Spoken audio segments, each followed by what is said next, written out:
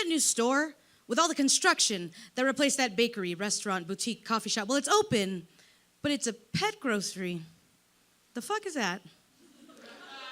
I don't know where they got the idea that people around here can afford groceries for their dog. Rocky eats Purina and leftovers.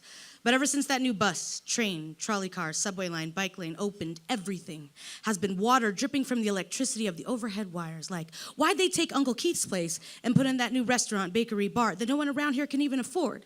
It's like they are poking holes on our streets to see if we will leak from them. Every time they build, they rip at our seams, never give us a minute to mourn our holy open graves.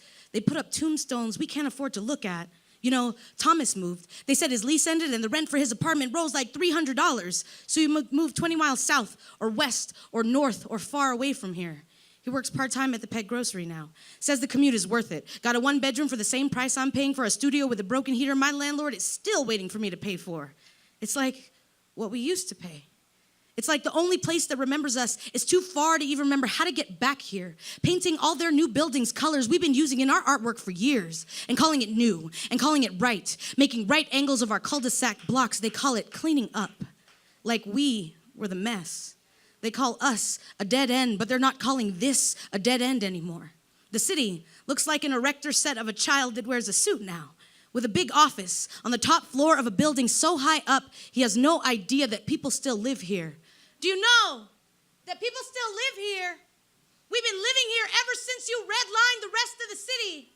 We are still living, even if you didn't expect us to. The other night, we were sitting on Union, and a group of like 15 white people in little shorts were running, walking, biking down the street. Moni said it was a club, but they never used to want to be here at that time of night. Moni said that Union was never the street to be on after 6 p.m. and be rich and white.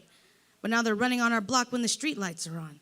They're running on our streets like they run our streets, being seen around here like they didn't used to avoid it. It's been so quiet here lately. The silence is so thick you could use dull blades to break it open. Find the pain in our backs from carrying the relics of what this used to be. Before we were worth saving. Before you tore down the boundary lines and started putting up grand opening under new management, open for business, as if we have always been closed, unrestrained, only open for surrender. They find our music to play in their coffee shops as if to remember us fondly.